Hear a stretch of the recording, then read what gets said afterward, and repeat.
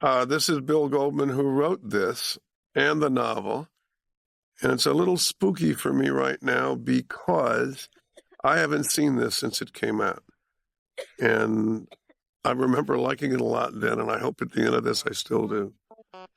The novel was around for a long, long time before it was finally made into a movie, and I never thought the movie would happen. And I was wrong. No, you're going to cut all this and make me seem intelligent, aren't you? Isn't that the deal? You feeling any better? It's funny, this scene, there was a wonderful director named Norman Jewison who wanted to do Princess Bride, and we couldn't get the money. And this sequence now was going to take place in the Depression in a snowstorm. And an immigrant family was carrying their sick child up the stairs in a tenement. And that was how Norman was going to set up the story. It's the same frame, it's the same deal. It's just, that's how he wanted to do it, if that makes any sense.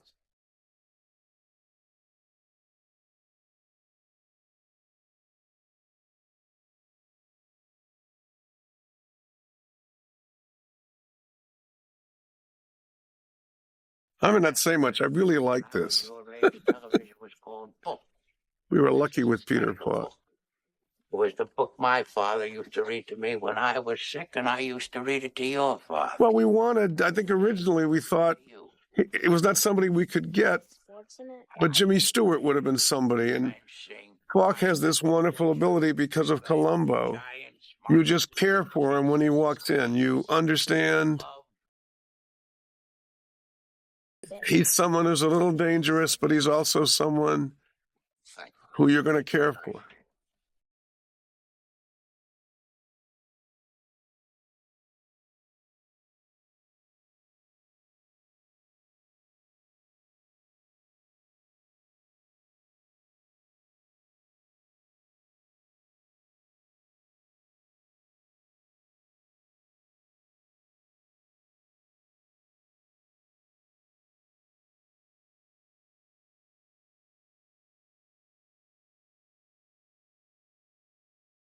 They were two unbelievably beautiful young people, obviously, and marvelous in this. Carrie was extremely handsome and could be funny, as you'll see. And she was this just California kid who had been on a soap called Santa Barbara. But she had a great ear. She could do the accent. Everything was wonderful.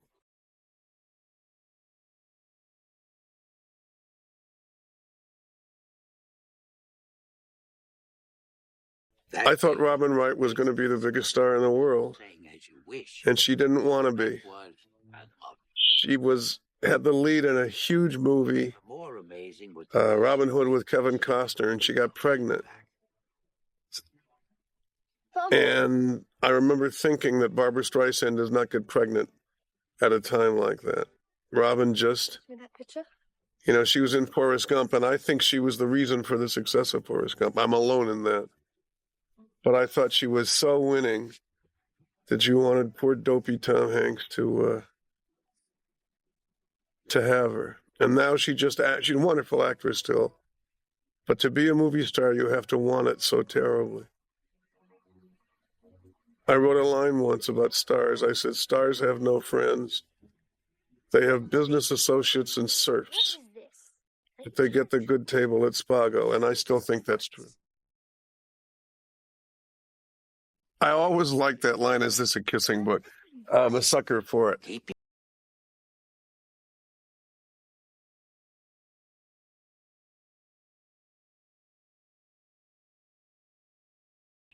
The great cinematographer Gordon Willis, who did The Godfathers and Annie Hall and stuff, I interviewed once, and he said his greatest skill, he felt, was not lighting particularly. His greatest skill was remembering when you start making a movie, what you wanted to come out with. Because when you start and you're in the making of a movie, and there's no reason for people to know this, it's a huge mess. There are hundreds of people. You're under terrible pressure from the studio. The actor won't come out of his trailer. It's miserable. things happen that are better than you thought. You start something saying, oh, I like that guy. Let's use him again. And suddenly, instead of making a movie that's supposed to go north, you go northeast. And Gordon Willis's great skill, he said, was remembering we're supposed to go north, and that's not that. And that sounds probably nutty and useless, but it's very hard to make a quality movie. Every time you come out with one, it's a miracle because everything is conspiring against you.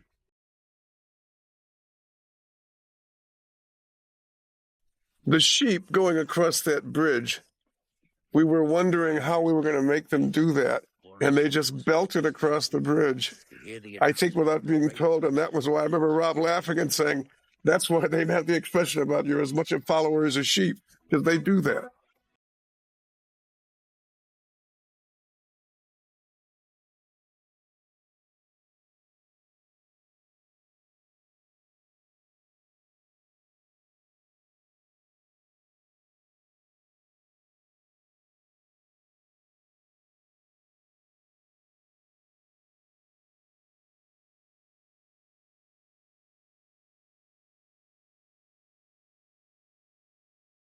For budding screenwriters, it was hard to say you may not find her common now, because one word ending with an N and the next word beginning with an N, it came out like common now. So it was difficult. I should have written a different line.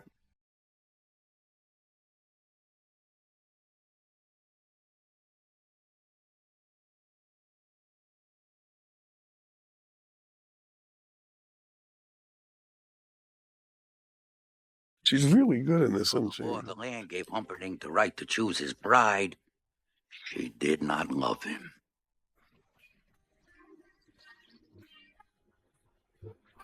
Despite Humperdinck's reassurance that she would grow to love him, the only joy she found was in a daily ride.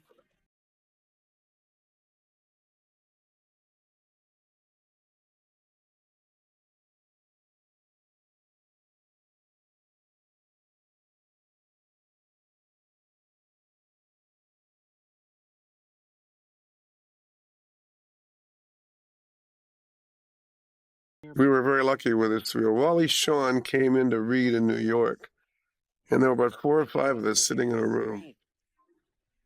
It was Rob and Andy Scheinman, the producer, and I was there. And he opened the door and peeked in and saw the number of people, and he said, oh my, and then he closed the door. He was gone.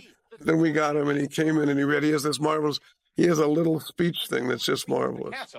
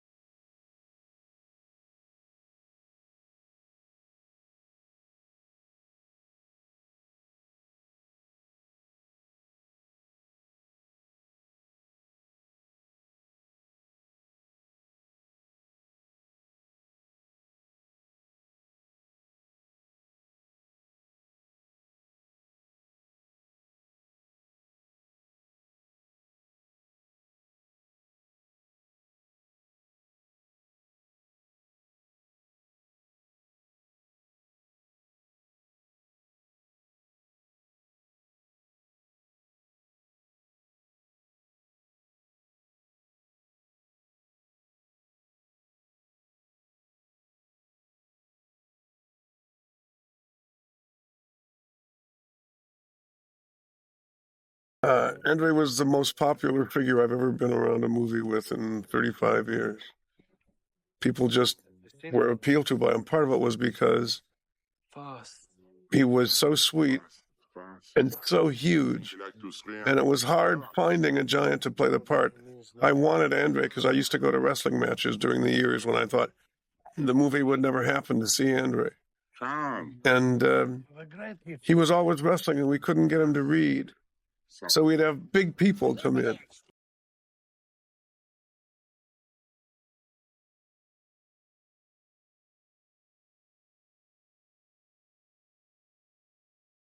I love that. It's not me. I just love it. With peanut line. Anyway, it was the weirdest casting I've ever been in because these guys came in Pro football players would come in who would like be 6'8", 6'9", 270, and they were way too small. Why are you doing that? And then giants would come in, Nobody's follow us. and we had one giant who was too thin. He was a skinny giant, and he did us no good. And we said we could give him a huge costume to make him seem big. And then we decided not to have a giant who was too thin for the part. And then, fortunately, we found Andrea. Stop doing that. We can all relax. It's almost over. Yeah, sure, nobody's follow us. As I told you. The book was written in 73, and in 74, 20th Century Fox decided to make the movie. Knows what we've done. And no one in Florida. They weren't sure if it was a movie, so we struck a strange deal, which is they bought Curiosity. Why do you the book, and I owned the screenplay. And they would buy the screenplay if they decided to make the movie. And what happened was they sent me to London, where a wonderful gentleman named Richard Lester, an American from Philadelphia who had done the Beatles movies, was living. Local fishermen out And at night through eel-infested. I went and did a draft. I did a draft for myself, then I did a draft for them with Lester, and the studio had liked it. And we would have come out in 1975, but the studio head got fired. And when that happens and the new studio head comes in, he is determined that anything the old studio had made, or green lit, as they say, would never get made. Because if it did get made and it was a hit, people would snicker at him knowing it wasn't his movie. The squeaking eels, by the way, are because of budget. We would have had much more, but we had very little money to make this movie. So the special effects are not what they would be under different conditions. Anyway, the movie almost got made 2 or 3, 4 times, and people kept getting fired. I did something I'm very proud of. I bought the book back, so I owned it all. And, I like this scene.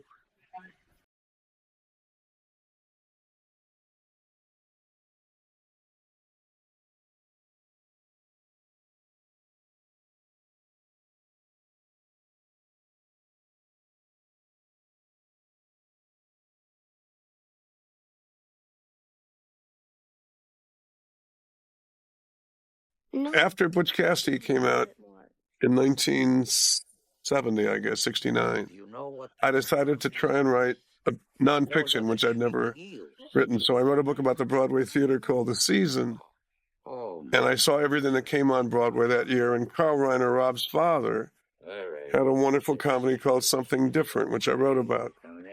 And after Princess Bride, Carl and I became good acquaintances. And after Princess Bride, I sent it to him, and he gave it to Rob, who was then younger, and said, here's something you might like. And after Rob's first couple of movies, Spinal Tap, and he just finished shooting Sure Thing, he was looking for something else. And he and Andy Scheinman remembered this, and they decided to do it. And Norman Lear gave us $16 million, which was all that, which was, not much money for a special effects movie, but we got through it.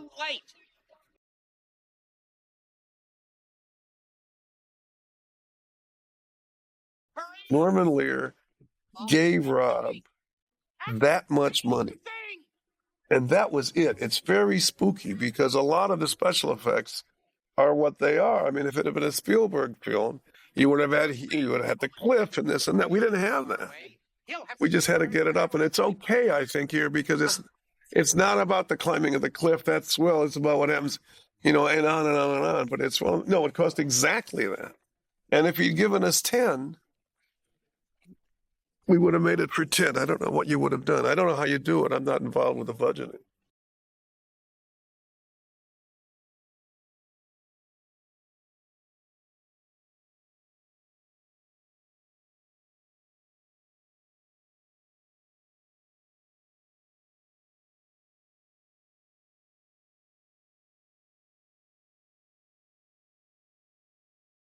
Well, at one point, when Wesley's in trouble in the machine, at one point, there's a whole sequence when they go down through the Zoo of Death and have all kinds of fights.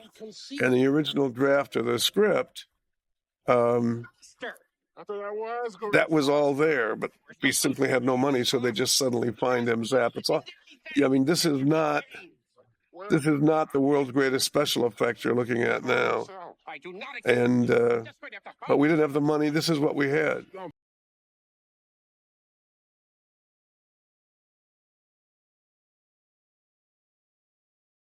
Did I make it clear that your job is at stake? I don't know who it is climbing. A lot of it's, no, I don't know if they're climbing at all. I don't know how they did it. It may be the ropes being pulled up.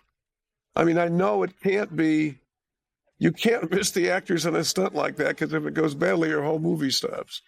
So I suspect that's not Carrie either. It may not even be a cliff the way movies are done. I have no idea.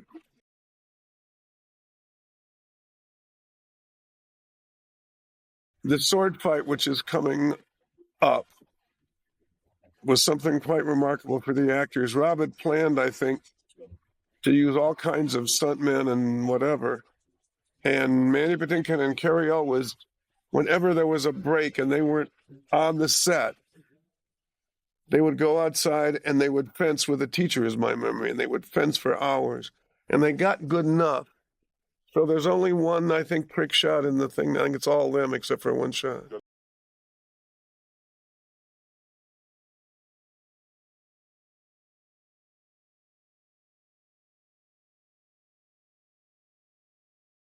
One of my favorite lines.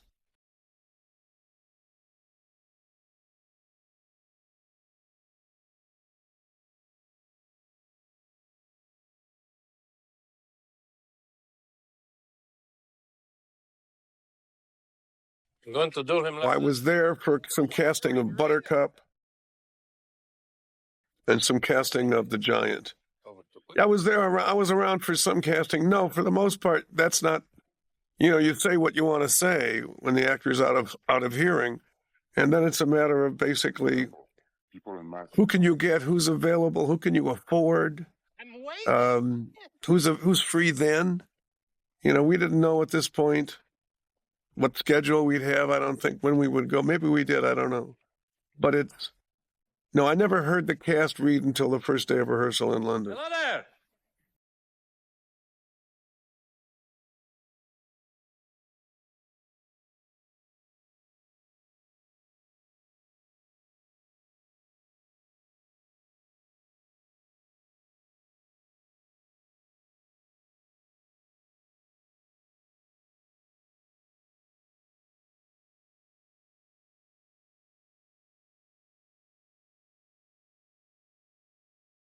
I'm trying to think, because there was stars disappear, and there is, you know, they have their few years on top, and then they're gone, and those people you want, suddenly don't want anymore because the studio decides, well, we don't want to pay that much money for so and so, they're dead now, whatever it is. You know, for women, it's brutal in Hollywood because the minute they hit 40, it's over. Very rare that a female star can basically survive past that. I mean, $16 million is almost a low-budget movie now. And when we made it, obviously it was more money than it is now, but it was still, it's a very inexpensive film for what it is. I mean, there's a lot of stuff in it. And no, we couldn't afford stars. I don't know if we'd gotten Schwarzenegger, could we have afforded it to play Fezzik? I don't know.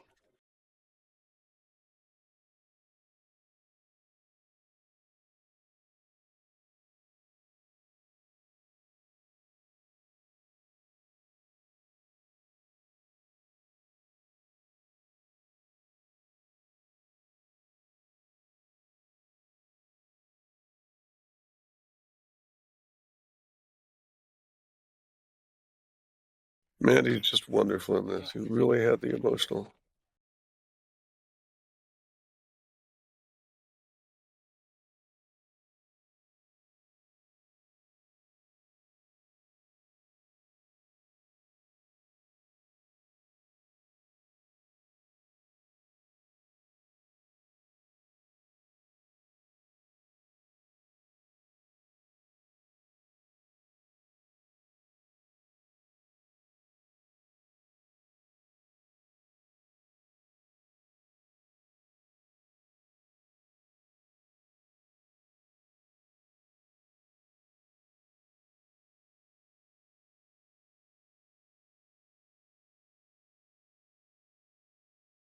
Well, what you do in this, there's a narrative in this sword fight. We know so far that Mandy's going to fight left-handed.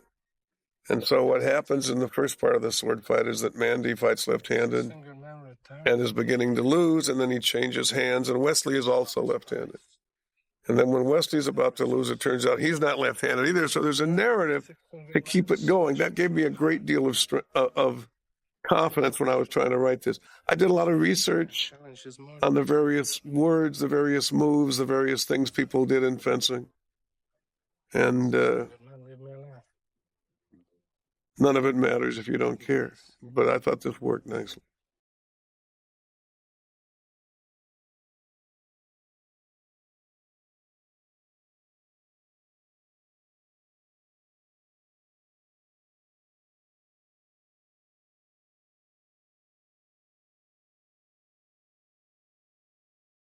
This is a big line coming up now.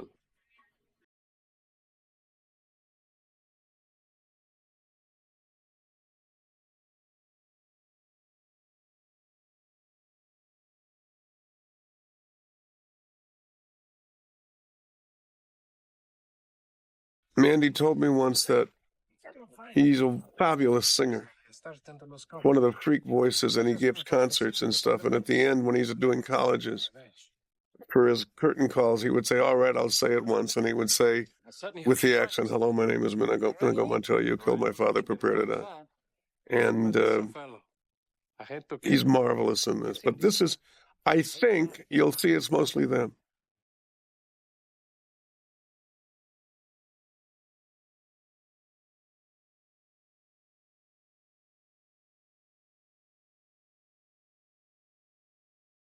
I mean, that's hard.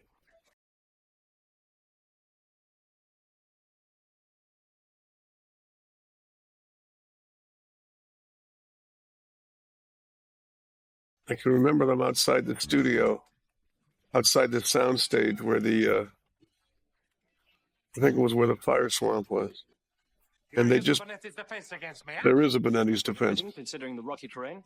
And there is, You must expect me to attack with there's also a Capoferro. Anyway, you'd go to the sound stage and they'd be there, the two of them practicing this stuff. That's not Mandy.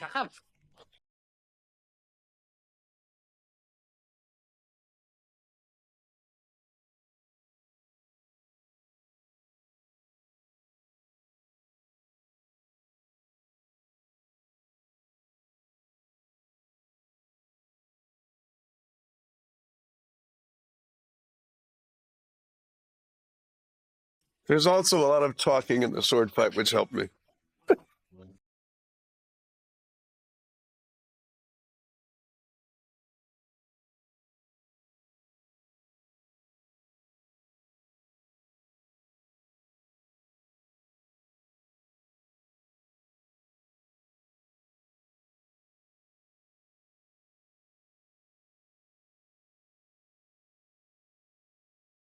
Fairbanks and Errol Flynn. I mean, it's like, I love this stuff. We used to have more of this when I was a kid.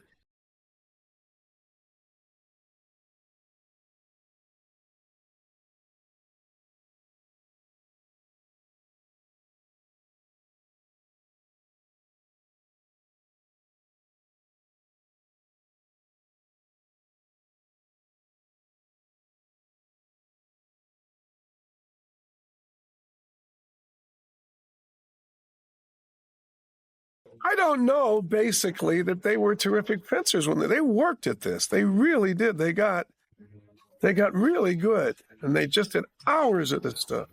And you can see it's quite remarkable. It's all them except for the flips. I mean, look at that.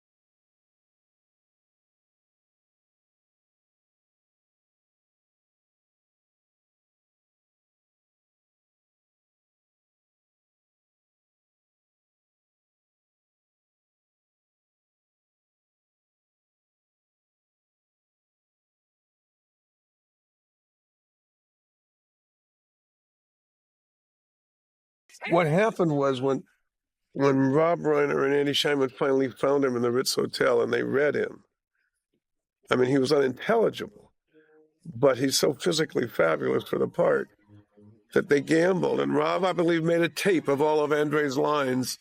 And we didn't shoot for 6 months after Andre was cast. He was wrestling around the world.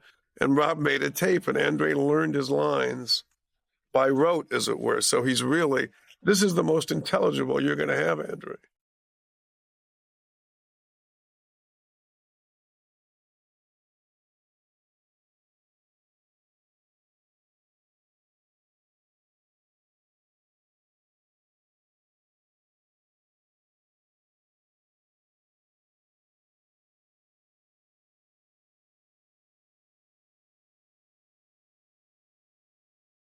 Andre was so big, he was like 7'5", 550. He didn't know how big he was. All that he knew was he had a house in North Carolina, I think near Duke University, that he had built, which had gigantic high ceilings and big doorways so he didn't hit himself constantly. And he said once that he'd gotten, I think, pneumonia or flu, and he went to the hospital at Duke University. He lost 100 pounds in 3 weeks. But he didn't, I mean, he was so big. He showed me a photograph of himself when he was 17, and he was very handsome and about 6'8", and big kid, but not a giant. And then the giant thing kicked in, and he doubled in size when he was 17 and when he was 25. But the biggest thing about him were his hands. I mean, you can't believe how massive they were. I'll tell the story about Mandy slapping him when they come to the scene where it happened, okay?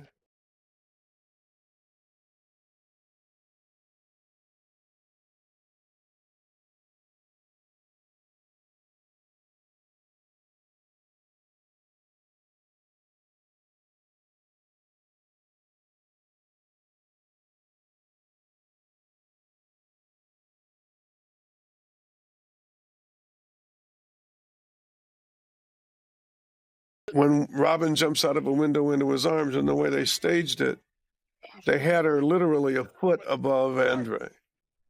And she dropped, and Robin was a very light creature. And Andre's, I'll never forget this, his knees buckled. He almost fell to the ground.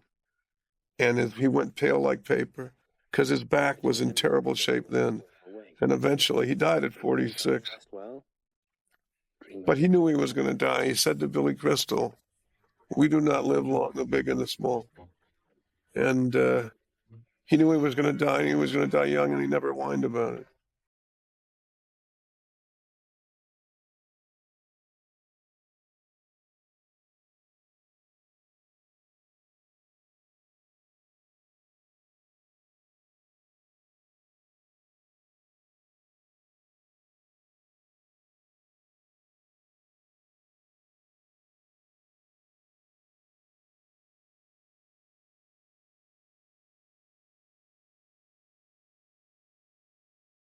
I owned it, and there was interest in it, and I wouldn't give it except to certain people. I mean, Norman Jewison I'd known for a long time and had great faith in.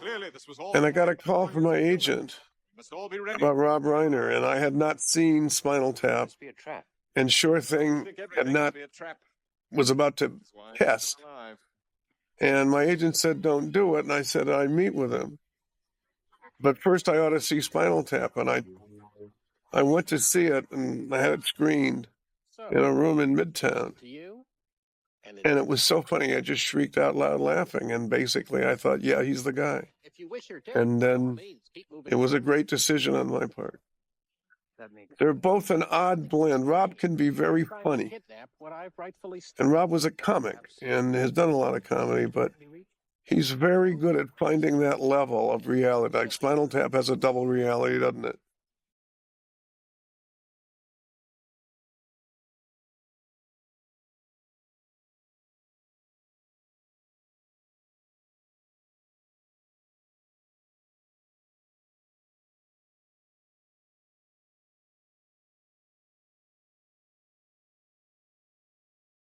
In that case, Beautiful spot, isn't it? battle of wits. Caulfield, I want to say around Sheffield, England.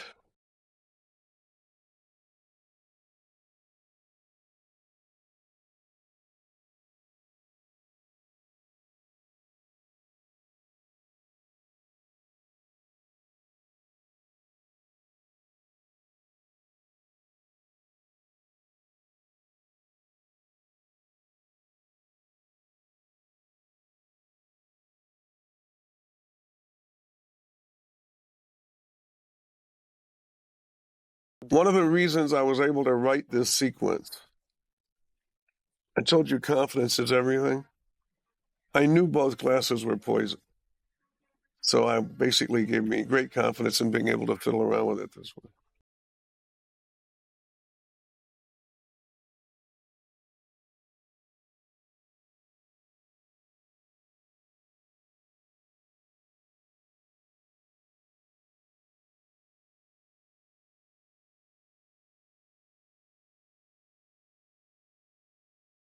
It's just basically when I still see him coming in the door saying, "Oh my," and closing the door. He was so unlike what we thought, but he's so smart. He's a wonderful writer, successful playwright. Father was the great editor of the New Yorker, William Shawn, for many decades. And it's just the mix of the three of them, I think, is wonderful. He's very bright. You can see that. He can do, you know.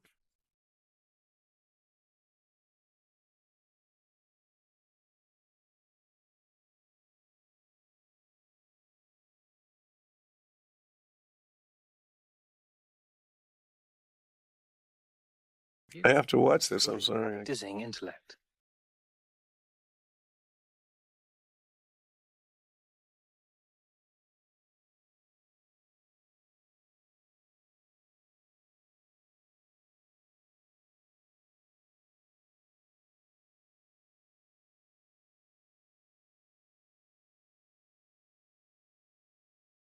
I worked so hard on this to try and see that it made sense. And you get confused. I cannot choose the wine here. I cannot choose the wine there. Learned that man is mortal, so you would have put the poison as far from yourself as possible, so I can clearly not choose the wine in front of me. I'm sorry, it's so feeble.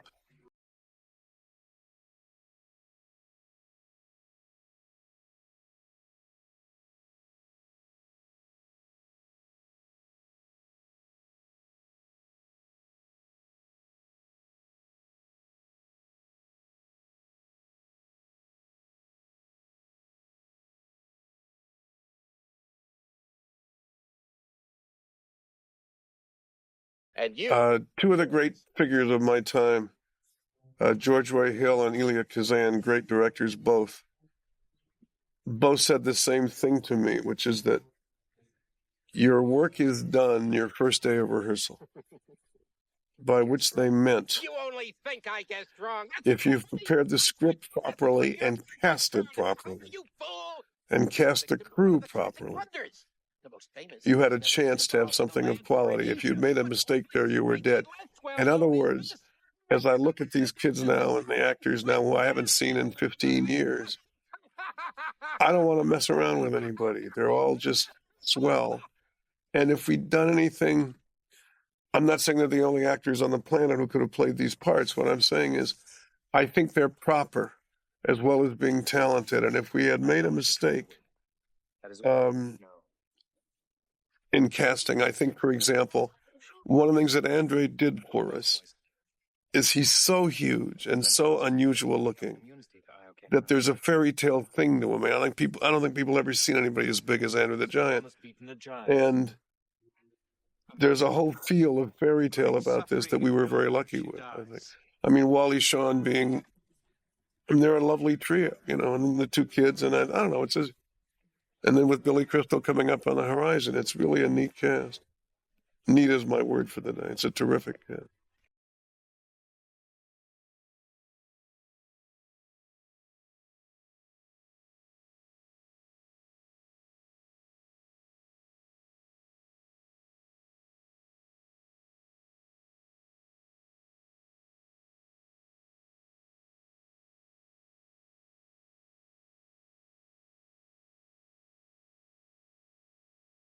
Oh, Norman was basically around in the 80s. In the 70s, I don't know that Dick Lester and I ever got to talking about who was going to be in it.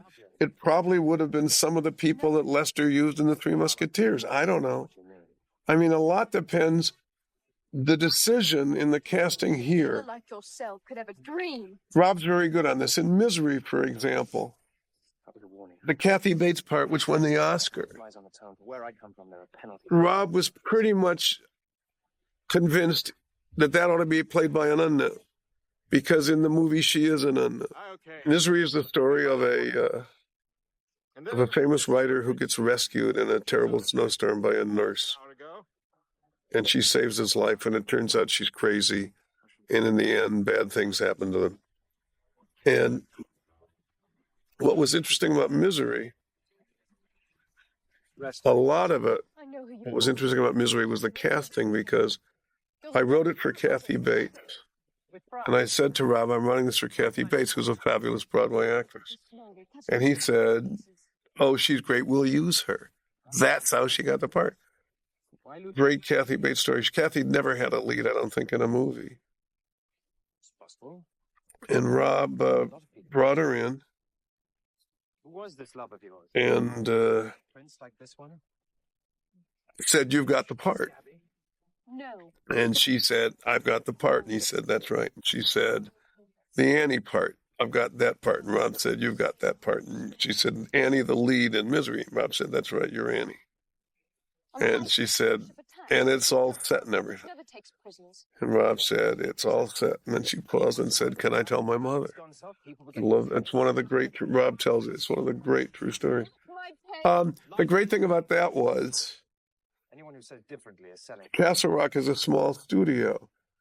And if we had been in a major studio, clearly the part of Annie is a terrific part. Kathy Bates won the Oscar for it. I don't mean that arrogantly. It's just, it's the lead in a two-character movie. She gets to do all kinds of nutty stuff. A major studio would have said, we could have had anybody, I believe. No bribing or blubbering. A major studio would have said, cast, let's say, I don't know who, Glenn Close, Meryl Streep. I don't know that we could have had them. We never went to them. And the reason we didn't was for example, there's a scene in it where the Jimmy Caan, the lead, is a writer, a novelist, and she wants him to burn his book, which is the thing on earth he least wants to do. And he's crippled in bed. And he says, I don't want to do it. And she says, fine. I love you. I would never ask you to do anything on earth you wouldn't want. Forget I asked. It's over. It's done. And while she's saying that, she's flicking lighter fluid on the bed. And since you didn't know who Kathy Bates was, there was the thought, we hoped in the audience's mind, that she might incinerate it. Whereas we knew if it was one of those other wonderful actresses, I said, Meryl Streep's not going to blow anybody up. She's not going to do that. And the other thing with Jimmy Caan, we couldn't get an actor to play that part because male stars don't want to play at anyone's mercy, and especially at the mercy of a woman. And we couldn't cast it. We went to have a list somewhere. We went through every conceivable male star, and no one would play it. And the great thing from my point of view, if this was in the studio picture, the studio would have said, well, the script must suck, or we would have gotten somebody. And Rob said, no, the script is fine. And he understood that stars don't want to do that. And, I mean, the people who didn't want to do it are just incredible. But it's an odd thing. The making of the casting of something is so, there's no reason for you out there to know this, because when you see a movie, you see the people who are in the movie. You can't imagine, well, it didn't have to be that guy. It could have been that guy or 20 other guys or women. And when you're casting, you don't really know. Death cannot stop. See, if this had been a major studio, they probably would have insisted on a star to try and get their money back, which is madness because they don't know if they can get their money back. So, I mean, I'm just looking at Robin and Carrie. They're the right ages. You know, they're young. I think he was 23 or 4 and she was 20 or whatever they were. I mean, they're just... Kissing again. Do we have to hear the kissing? They're just swell, and you didn't have to deal with a star. Skip onto the fire swamp. That sounded good. But I think in this case, we cast this properly. And that's a wonderful looking young couple.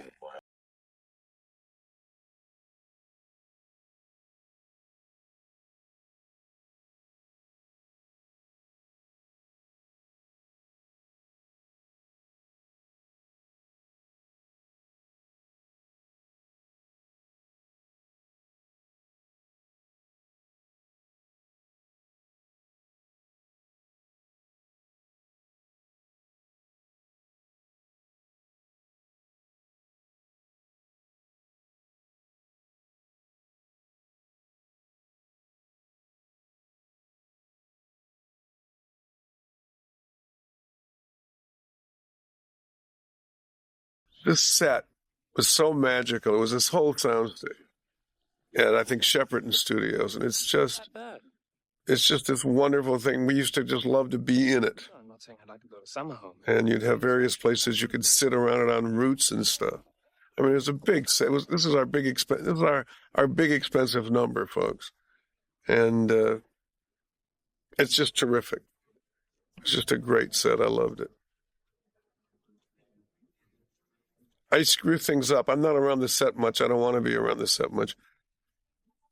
There's a shot coming up where they're walking and there's a spurt of flame and her dress is on fire, which is, I wrote it in the book and I wrote it in all the versions of the screenplay. And I knew it was, I made it up. And they're shooting this shot. And it's a big thing with a big cast. And the minute the flame spurt happened and her dress went in flames, I screamed, her dress is on fire, totally destroying the shot. They had to cut it. And I think Rob turned to me and said, Bill, it's supposed to be on fire. It was an amazingly stupid thing on my part. It's just, when I look at it now, I was just standing there by the camera and I screamed, her dress is on fire. Which is one reason I'm not around movies very much when they shoot.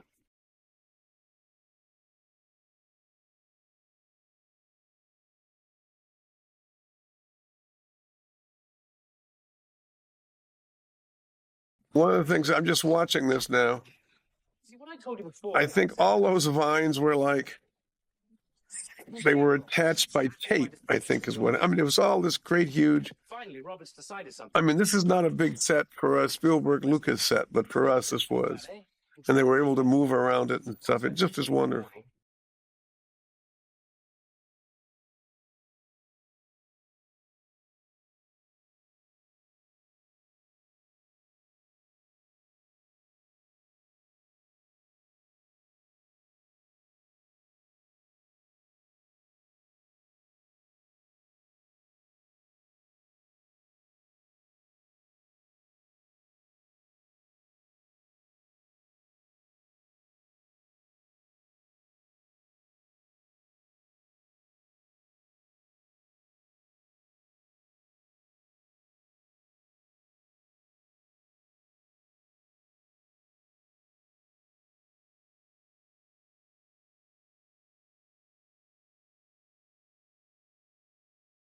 I think this speech hasn't changed from the first day.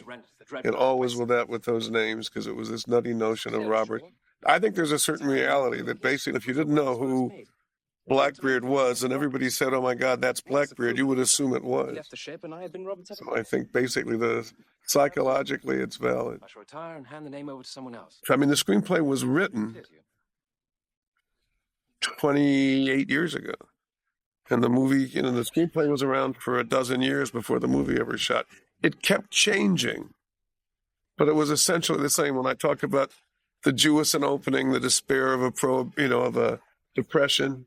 No, I think it's pretty close. It's my screenplay, so, and I didn't want to mess with it much.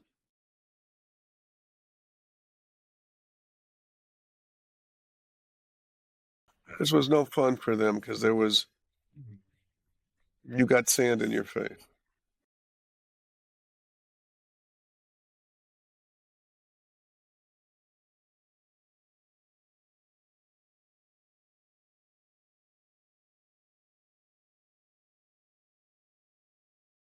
One of the things it's not the audience's point of view, when the Roos attack in a minute and Wesley fights them, you have to decide how much blood, how bloody is the scene going to be? And what's hard about that is, I mean, you could do it 5 different ways. We didn't. We just did, I think, what we had. But it's a matter of how you're going for a certain tone. This is not a bloodbath movie. This is a fairy tale. Theoretically, what we were trying to do was appeal to both kids and grown-ups, blah, blah, blah. And you could have made it a great deal gorier than it is, et cetera, et cetera. It's just tricky. But I remember there was a long discussion as to how bloody it should be. It's one of those things people in the movie business are constantly talking about. No. We have already succeeded. Because if you have to reshoot it, I mean, it's tricky because the set is gone.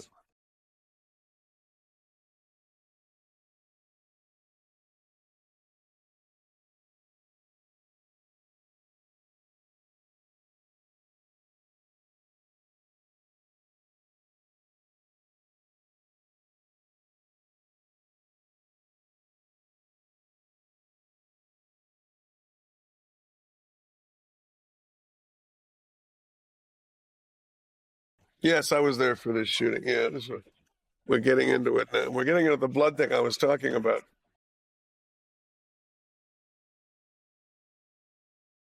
Yes, that's a guy in there.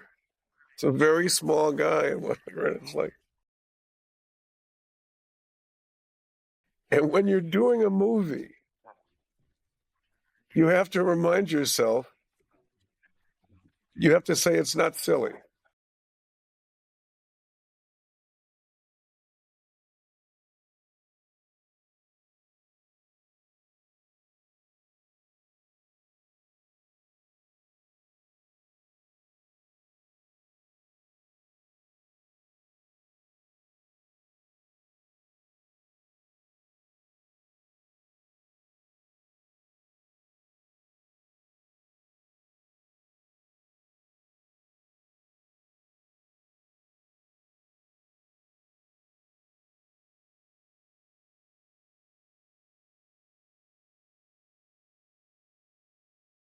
Great wound on Carrie's shoulder, I think, coming up.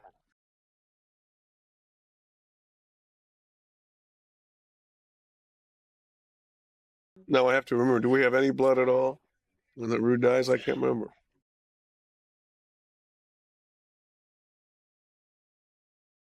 That was the discussion.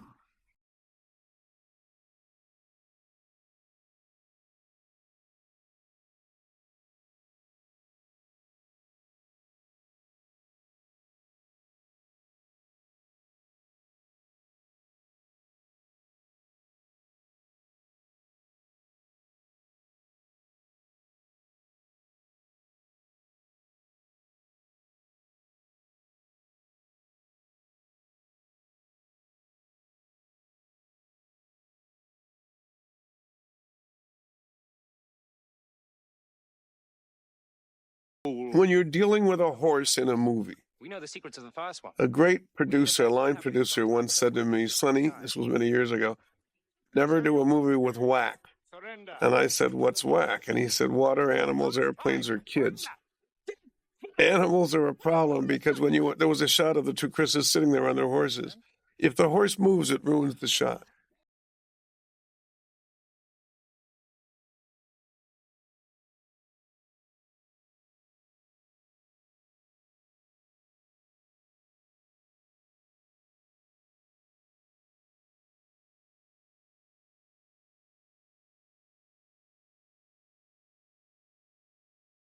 People he knew, Chris Guest he knew, obviously. Billy Crystal he knew. I think Carol Kane he knew. I thought you were and it almost destroyed me. I think he knew Mandy Patinkin. I mean, the two who we had to cast, we had to find these two because they had to be unknown. And the Andre and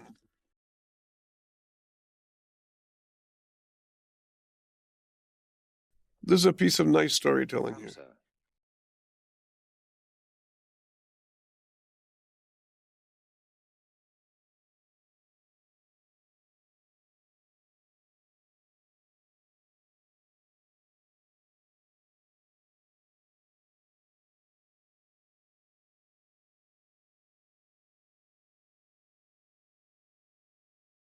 This is what I mean.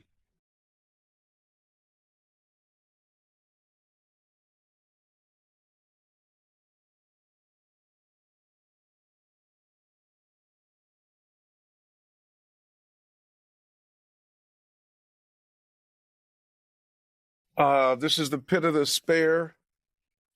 In the movie, in the novel, it's the Zoo of Death. Again, budgetary reasons. We didn't have the money for the animals for the zoo, so we didn't use it. This is another terrific setup.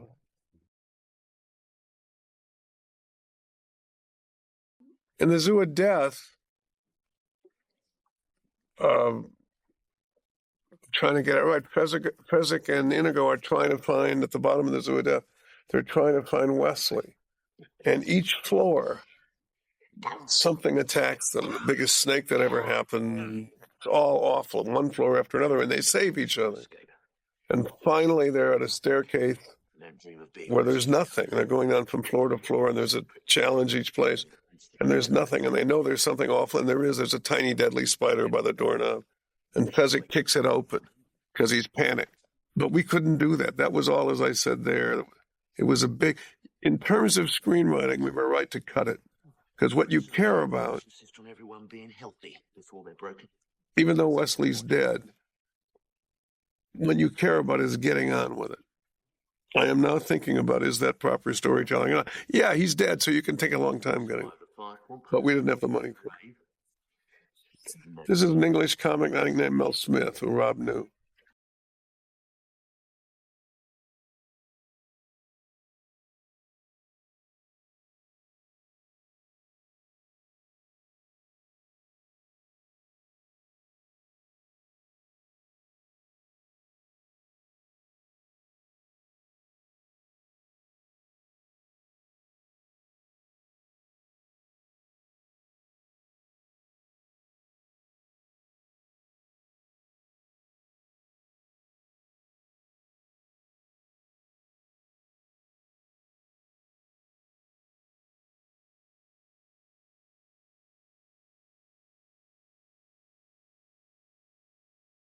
I mean, I love the moment when the kid says you read that. In the book, they have a bigger fight. In the book, and it was originally written this way,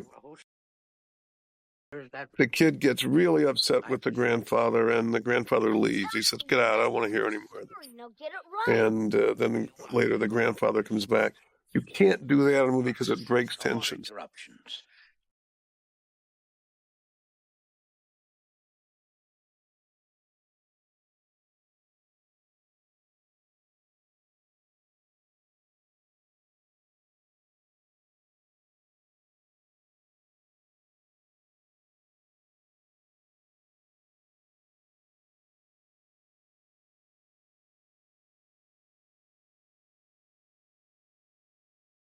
I am glad I was not around for the casting of the booer. You'll see the lady who boos in a moment. Because I assume they just listen to people coming in and booing for hours. How do you do this?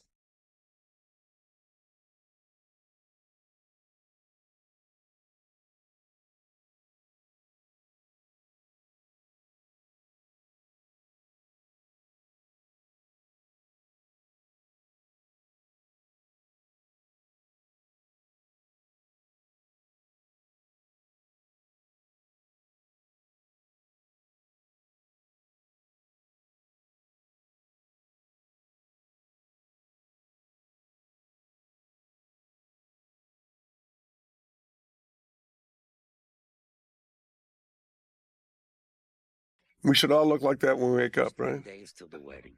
The king's After a nightmare. But Buttercup's nightmares were... You're coming to Robbins, my favorite line reading of Robbins, which is, "It comes to this." I don't know why I love it. Very smart. Shut up. It comes to this. I love it.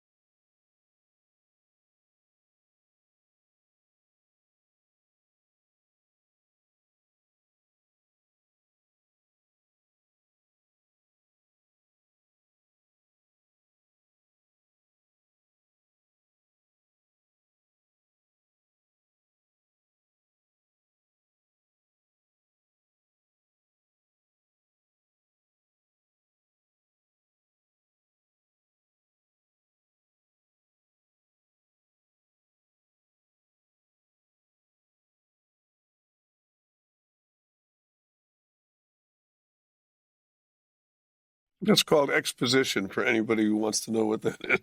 Where is that? And you want to get through with it as quickly as possible.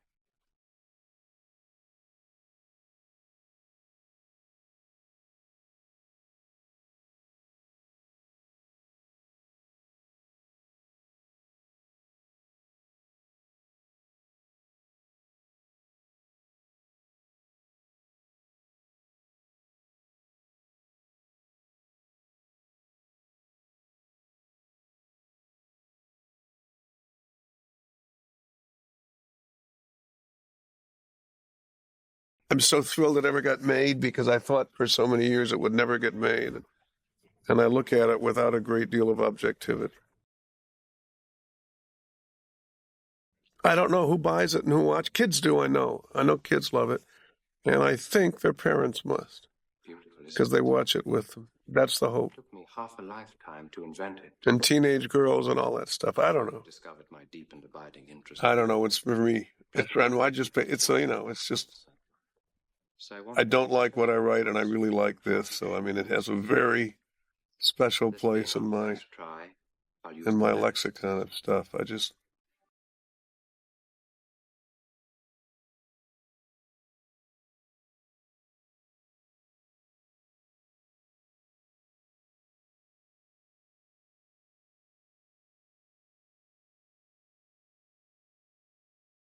There's a thing in the book that you can send in for the reunion scene of Wesley and Buttercup, and tens of thousands of people over the years, I think, well over 10,000 people have sent in asking for it. It's very strange. The publisher never thought anybody would send it. But it has a very strong appeal, and I'm thrilled for that.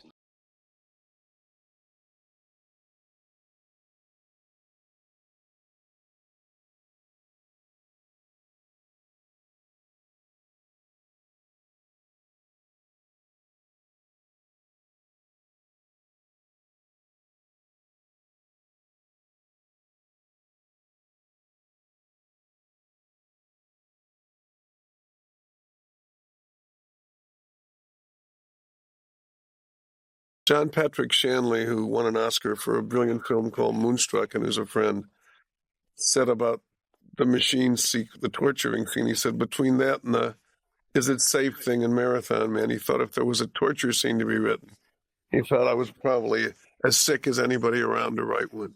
I don't know where any of that comes from. As chief enforcer of all I never thought when I was writing this I would kill Wesley. killers from Gilbert And infiltrating the thieves' forest and plan to murder. I was going to my office one day when he was in the machine, My spy network. and I didn't know how I was going to get him out. I didn't know how to rescue him. Soon, my And I basically did what I always do when I start work. I read sports sections and drink coffee. And then I realized he was going to die. He will need And I remember I wrote the words, Wesley lay dead by the machine. thieves' forest And I just stared at them. I couldn't believe I'd done it. And this is something that's only happened once in over 45 years of storytelling. I burst into totally unexpected hysterical tears over what I'd done. And I ran, put water on my face. I can still see my face. It was all red and tears poured down. I didn't know what I'd done, but I knew I had touched myself terribly in this book. And I don't know what that means or why. I never really wanted to. But this is a very important book for me. For reasons I cannot explain. There's a sponge giving us some trouble.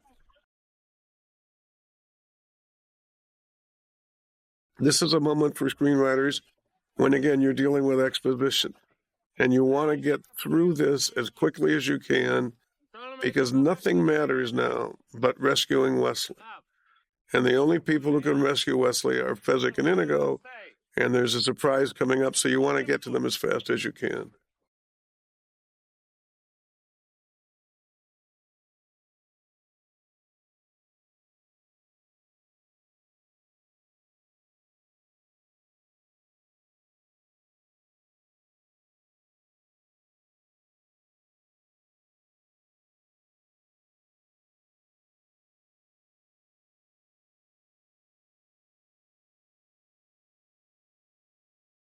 I mean, look at the size of Andre's hands. I mean, it's just.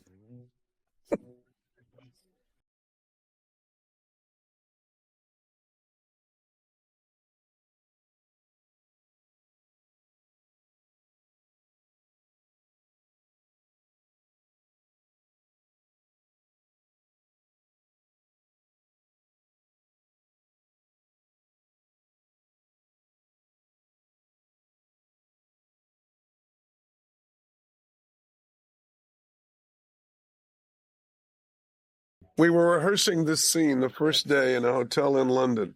The six-fingered man. And as I mentioned, Search, he handled surprisingly well.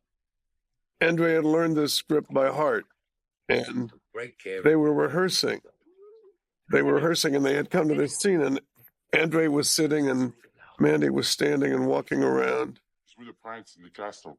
And Castle got by 30 men. Mandy gave Andre his line, and Andre gave his, but he reading it was very rote and very slow, and Mandy wanted more speed, and he kept saying, faster, Fezzik, faster. And they'd do it again and again, and Andre would do the same line, the same slow way. And then Mandy suddenly and startlingly said, faster, Fezzik, and slapped Andre in the face. I think they just met that day. And there was this sound in this room where we all were stunned, because I don't think Andre had been slapped since he was a little boy. And his eyes went wide, and I think I thought, he must have thought, oh, this is how you do it outside the ring. Let's try it for a while. And he got faster, and he got better, and his lines got,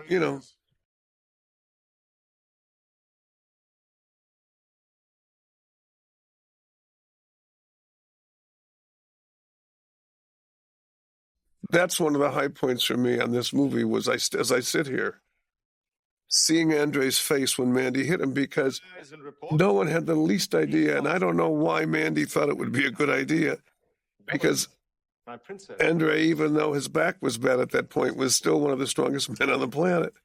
And if he'd gotten angry, you don't know what he would have done, but he just was very happy. He would never talk. My dulcet darling. Andre would never talk about wrestling being fake, because in those days they hadn't legally admitted it was fake. All he would ever say, but he would wrestle 300 times a year. All he would ever say was that, and he would never see who he was wrestling. He would never see him before the match. And if he always said that if he thought the other man might be on drugs, that he ended the match immediately. I mean, he'd hit him immediately, and the crowd would boo, because it would be like a 5-second wrestling match they'd paid for. But he just thought, in his prime, 250 and 300-pound men would jump off ring ropes, and he would catch them easily. But that's all a matter of strength and timing. And Silence, silly girl.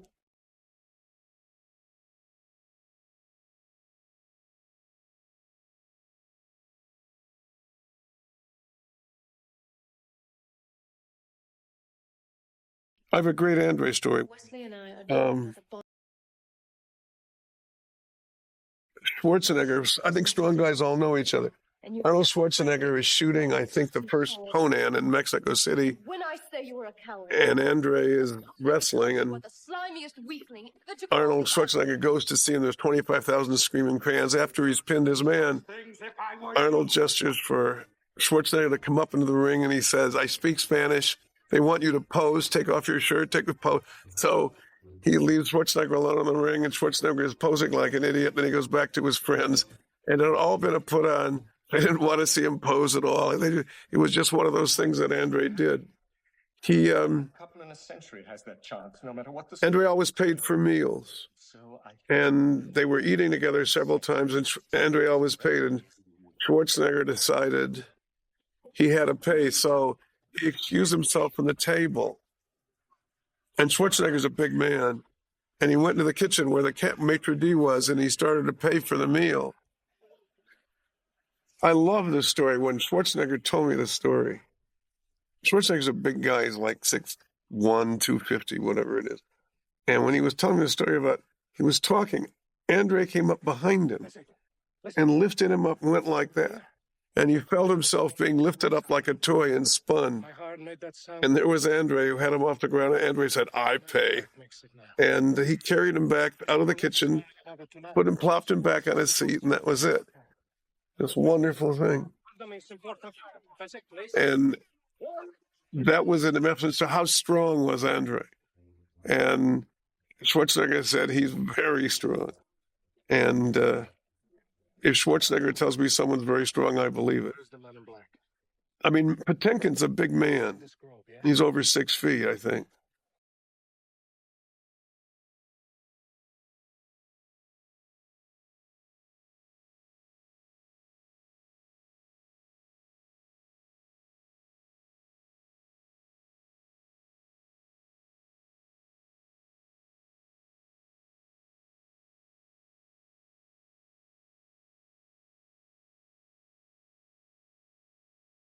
This is a sweet moment because it's so emotional, and he says, "Please, Father, help me." And then it doesn't work. And he finds the knot by luck. It's nice. I think Rob had him find the knot by luck.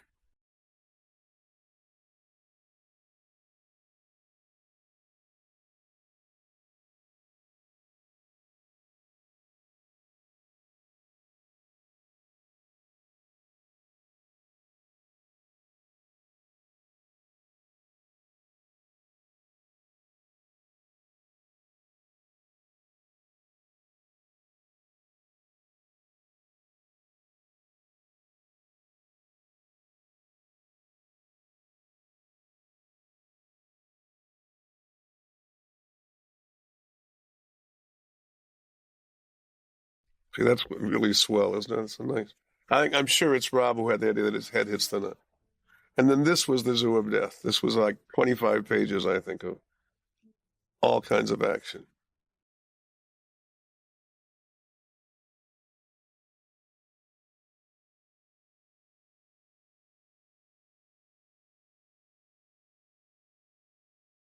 This is the big moment for me in the book and the movie.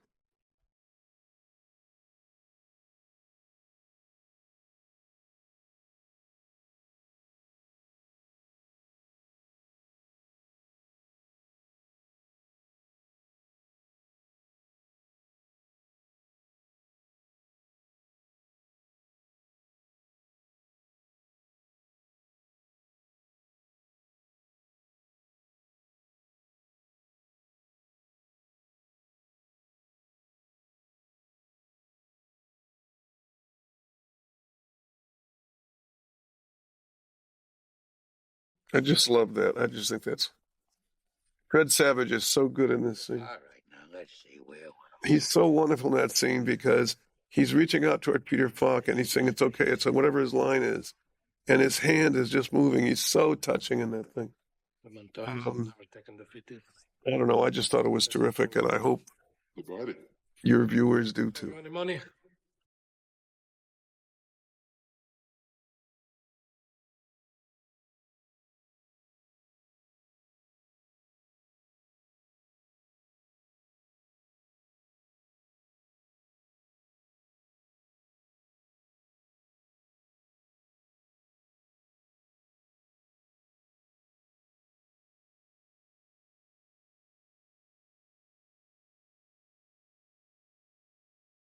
So a lot of this, I mean, Miracle Max is in the book. The paper, some of this stuff is Billy, the paper cut.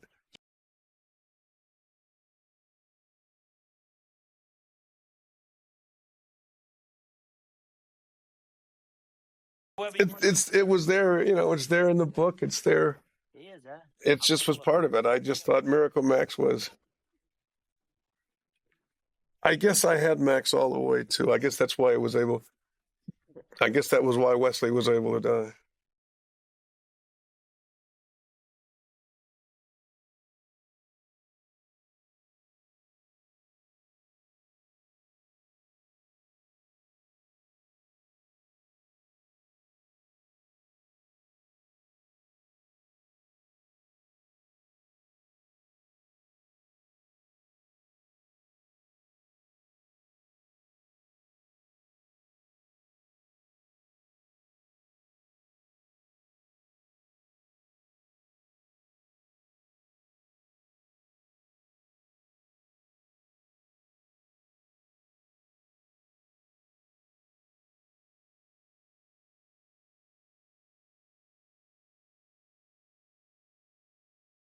But it's, His daddy can't talk. I mean, if this movie was ever remade,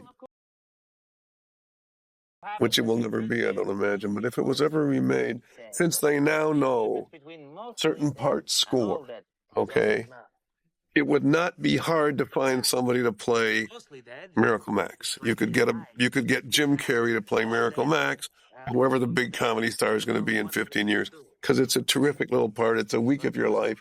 You get to do a lot of funny stuff, and people love you. And you could cast it around. You could cast the Tom Cruise of his time as Carrey always. What's so important? And it would cost a huge amount of money. It would cost a huge amount of money, but I thought it worked here. It was wonderful.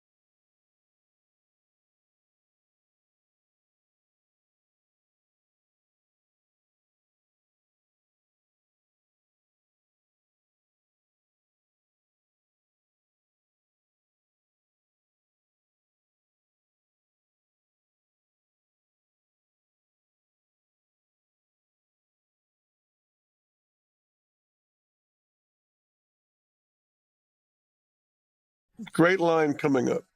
This is Billy's line that Carol said.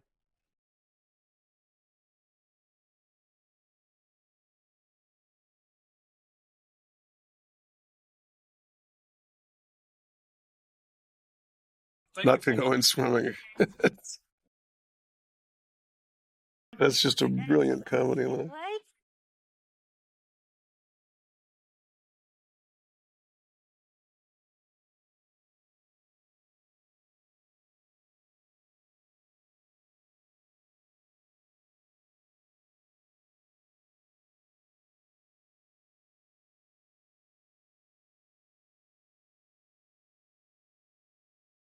And Carrey's wonderful when he's dead. I mean, the way he falls around and stuff, the physical ability he's got here is marvelous. And when he's walking later or trying to. Beforehand.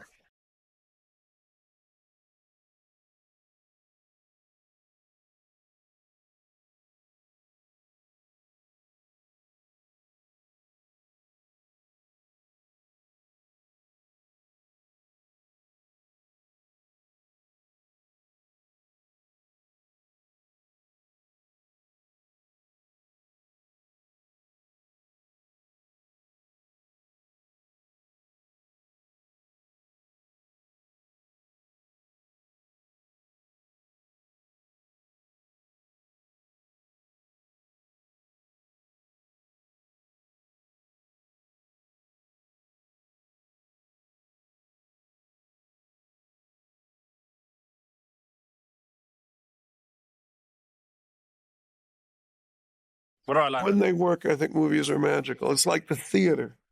When the theater works, it's better than anything. It doesn't work very often. It's hard. No one sets out to make a flop.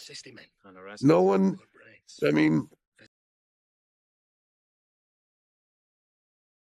it's just hard to know. Nobody has the least idea what's going to work, which is why I always love it when people say, after it's over, oh, you knew that was going to be a big hit because it was Adam Sandler in it.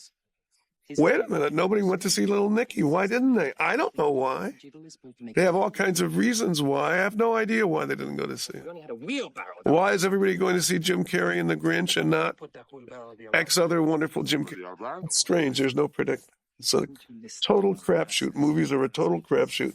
The media does not say that. The media pretends there is a logic to it, that it's a real business. We'll make this hot dog and sell enough and we'll be Nathan's. Doesn't work that way. Doesn't work that way. My dearest friend on earth now, Dad, Ed Neiser, was a money manager in Chicago. I know nothing about the stock market. Why? And we were having dinner, and I said, why'd the market go down today? Thank you. And he said, because, Billy, it didn't go up. And I said, don't humor me. He said, I'm not. That's the truth. No one knows why the market behaves. But he said, we in the business can't tell you that. So we say it went up or down on news of profit this or bad news in Asia or an earthquake in India. So the market went down. There's no logic to anything. There's no logic in the movie business. There's no logic as to what people will go to see or what they won't go to see. It's always a crapshoot.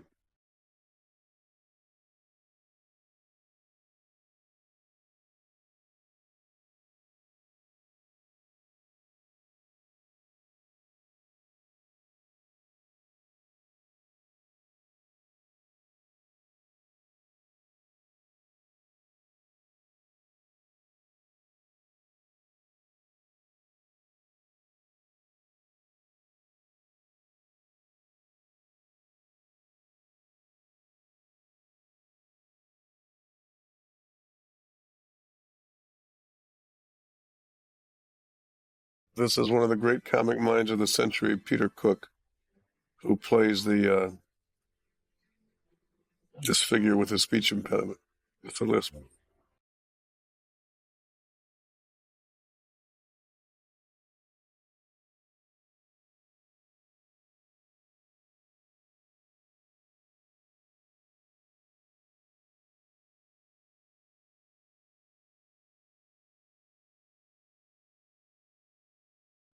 I'm sorry. He's just so funny. Arrangement.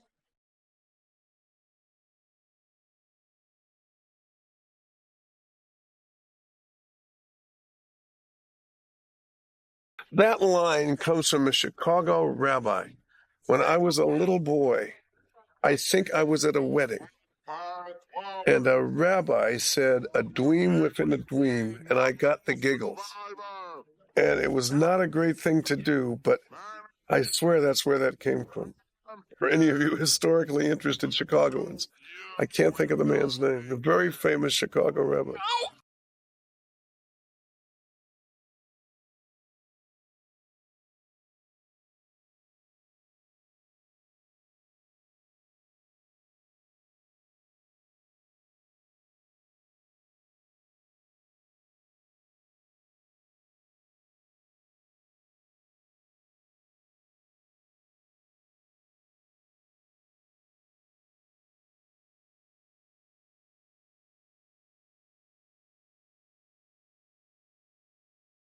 Anybody who knows what that was, please speak up now. That was Andre being.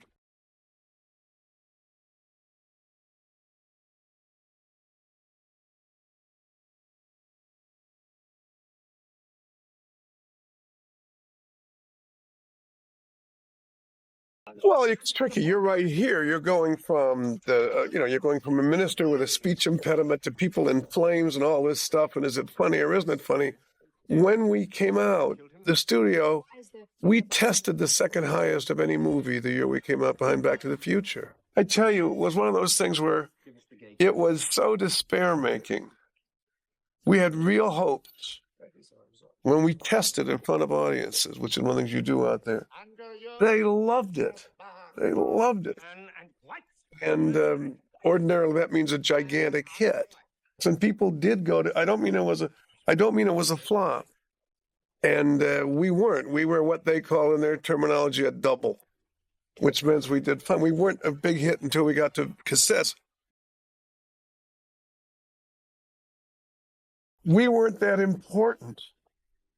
You know, we had our dates, we had all that stuff, and this trailer comes out, and the book was successful, but not really successful.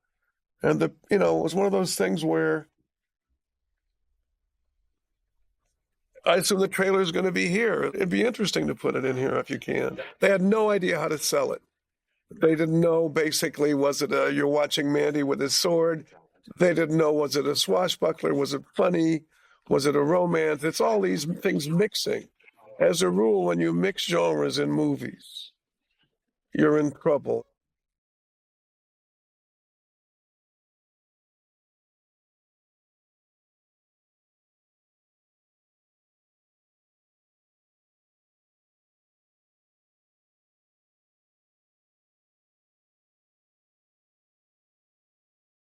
See, I mean, it's really nutty. You've got a dead hero and a giant, and I mean, it's a nutty thing. The girl's about to kill herself. What is it?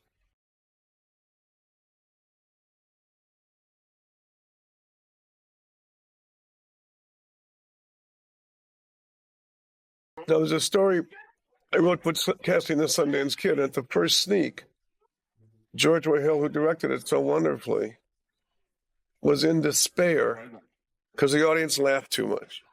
And we were mixing genres there too. And he said, and he consciously cut lots of laughs out of the movie. Here, you're dealing with a strange thing. Now, people say, I want something like Princess Bride. Meaning, get me something that mixes. But at the time it came out, they didn't know what in the world we were. And they had no idea how to sell us. And they didn't sell us. And it was not out of malice. They weren't trying to bury us. They loved the movie. They just didn't know what to do with it. And it's just, even as you look at it now, it's an odd movie. And I'm just thrilled that I'm thrilled it got made. I mean, that's a big deal for me.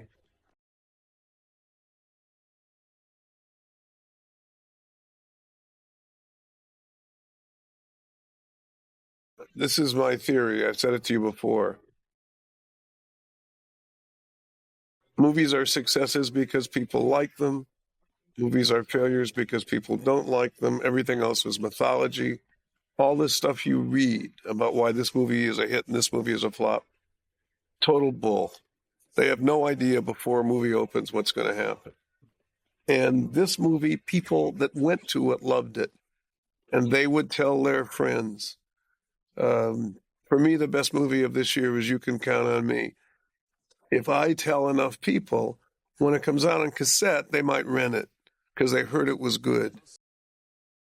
And again, here, enough people went around and basically talked about this movie. They just didn't want to go see it.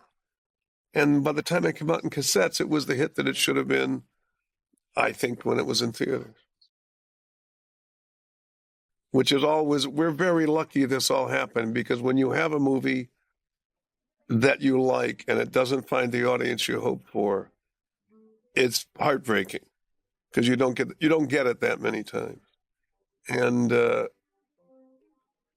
we're very lucky this thing happened. I mean, here we are, 2001, doing a DVD about a movie I wrote in 1973.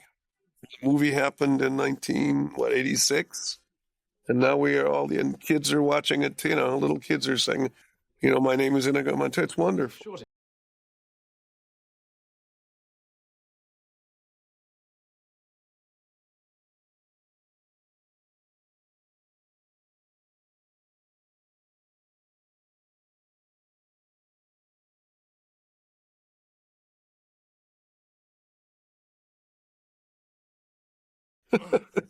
No, it's really odd. I mean, it's basically, this is a big moment now for me. I love this. I love Randy.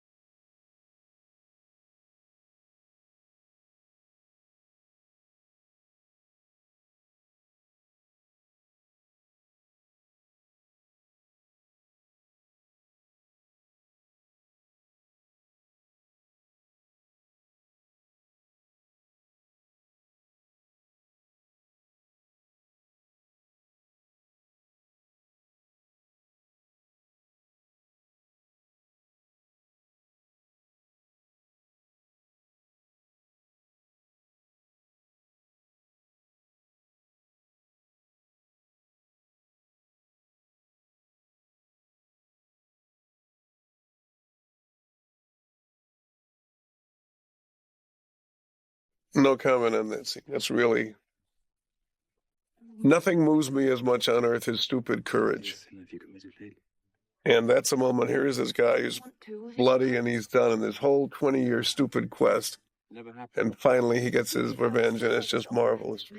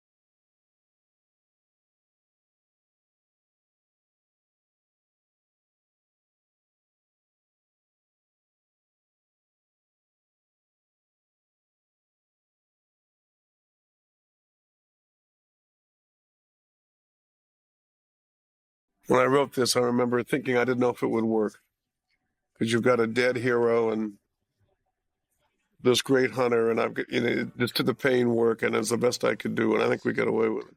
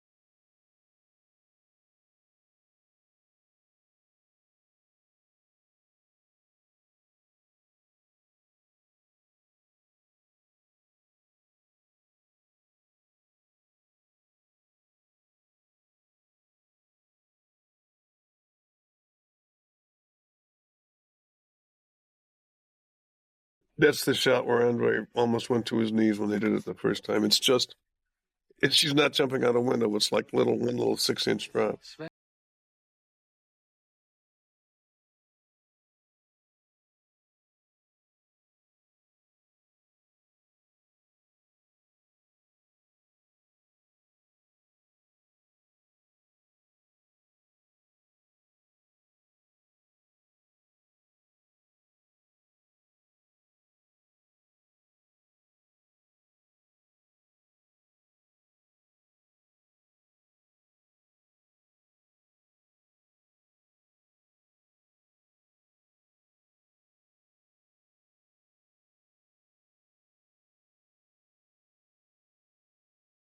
Well, I was just there for a little bit with that's wonderful stuff. It really is, I think.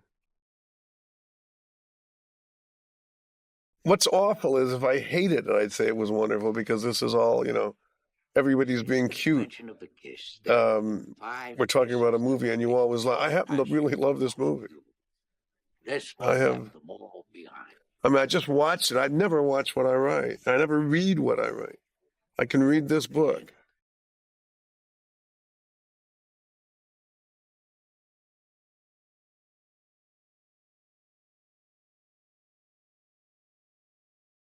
This was the one reshoot I can remember.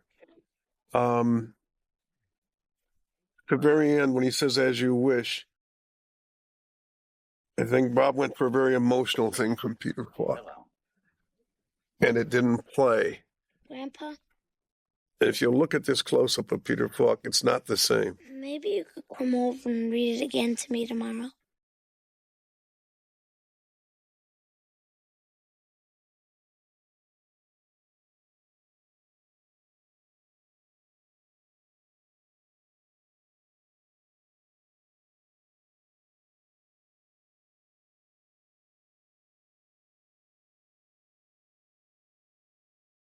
It's an odd experience because I haven't seen this movie since it came out. And you don't know what you're going to think. One of the things that happens, one of the reasons I don't like to look at movies I've written, I can look at Butch Cassidy, is because you always think it stinks, you did that wrong. I believe when a movie I'm involved with is a success, it's because it's a group endeavor. It's all of our skills. And I believe when a movie I'm involved with fails, it's my fault. The storytelling was not as clear as it should have been. You were telling people the wrong thing. You had the wrong people on screen telling them news they didn't want to hear, whatever it was. Audiences get, things I've discovered after all these years, is audiences react exactly the same way to the movie around the world, no matter what language. They laugh, they cry, and they get bored and leave. I want to look at the credits.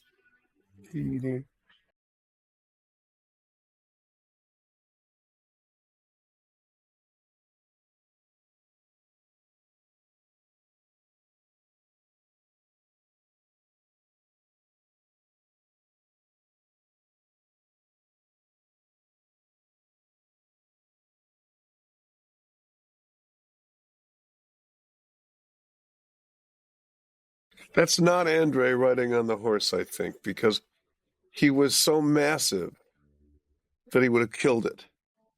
And so I think that's someone else they got. You don't know. And one of the things about the movie is it's short.